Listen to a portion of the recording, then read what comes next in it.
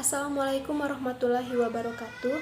Perkenalkan, nama saya Sandra Leriana, nomor induk mahasiswa 1853-1183 dari Prodi PHI 5C. Baiklah, di sini saya akan menjelaskan tentang sentralisasi dan desentralisasi. Nah, untuk tugas ini bertujuan untuk memenuhi mata kuliah manajemen berbasis sekolah. Yang pertama yaitu tentang sentralisasi pendidikan. Sentralisasi pendidikan yaitu pemusatan kewenangan atau seluruh wewenang terpusat pada pemerintah pusat. Selanjutnya yaitu sistem sentralisasi. Sistem sentralisasi adalah kebijakan dan keputusan pemerintah dihasilkan oleh orang-orang yang berada di pemerintah pusat sehingga untuk memutuskan suatu hal menjadi lebih lama dan kebijakan tersebut merupakan kelemahan dari sistem sentralisasi. Next, pengaruh sistem sentralisasi pendidikan.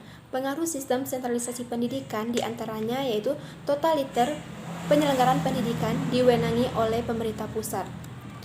Kemudian kelebihan dan kelemahan sentralisasi pendidikan. Kelebihan yang pertama, keseragaman manajemen sejak dalam aspek perencanaan, pengelolaan, evaluasi, hingga model pengembangan sekolah pembelajaran. Kemudian yang kedua, pengembangan dan perencanaan organisasi lebih terintegrasi. Kemudian yang ketiga, dapat menaiki peningkatan resource sharing hingga sumber daya dapat dikelola menjadi lebih efisien karena dilakukan secara terpusat.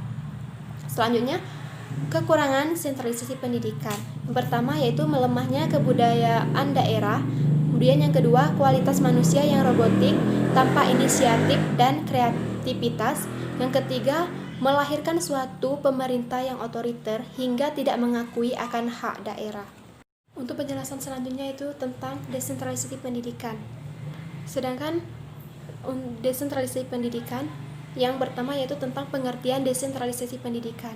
Desentralisasi pendidikan adalah pelimpahan kewenangan yang lebih besar pada pemerintah lokal atau kepada dewan sekolah untuk menggunakan input pembelajaran sesuai dengan tuntutan sekolah dan komunitas lokal yang dapat dipertanggungjawabkan kepada orang tua atau komunitas. Kemudian untuk selanjutnya yaitu tujuan desentralisasi pendidikan. Yang pertama untuk meningkatkan kualitas proses belajar mengajar dan yang kedua untuk meningkatkan kualitas hasil belajar mengajar dari proses pembelajaran. Kemudian selanjutnya yaitu tentang kelebihan dan kelemahan desentralisasi pendidikan. Yang pertama yaitu kelebihan. Kelebihan desentralisasi pendidikan antara lain, pertama, dapat melahirkan sosok manusia yang memiliki kebebasan berpikir. Yang kedua, mampu memecahkan masalah secara mandiri, bekerja dan hidup dalam kelompok kreatif penuh inisiatif dan empati. Yang ketiga, mengakomodasikan terwujudnya prinsip demokrasi. Yang keempat, mengakomodasikan terwujudnya prinsip demokrasi keluarga. Yang kelima, mendorong terjadinya partisipasi di bawah secara luas. Kemudian kekurangan desentralisasi pendidikan. Kekurangan desentralisasi pendidikan diantaranya yang pertama yaitu sulit dikontrol oleh pemerintah. Kemudian yang kedua, sumber daya manusia yang belum memadai. 3.